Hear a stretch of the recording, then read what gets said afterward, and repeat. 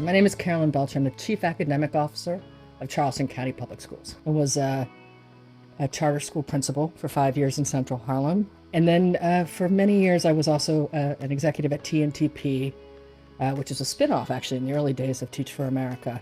And the idea was to really work with districts, states, charter schools on their most pressing student achievement challenges. So I'm responsible for all of teaching and learning in Charleston County. So that includes making decisions like around our curriculum selection, our assessment, and to the extent that we're doing this, thinking a lot about how do we staff our schools strategically.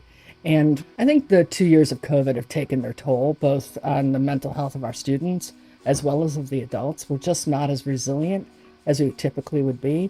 And I think the adults, they can de-escalate things with kids more easily when they're in a good space themselves. So this long haul of COVID, I think that's the big thing, is mental health.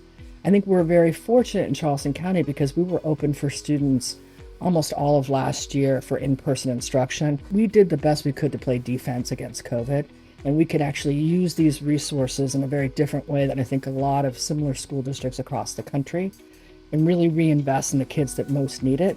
So thinking about a new reading curriculum that we're doing right now that's culturally relevant, but it's also really rigorous, has kids reading grade level text, debating. We have a little kindergartner who's learning the word prefer, so she prefers this lunch over that lunch. That kind of vocabulary and academic richness, I think, is a real opportunity to put kids on a trajectory towards college and career.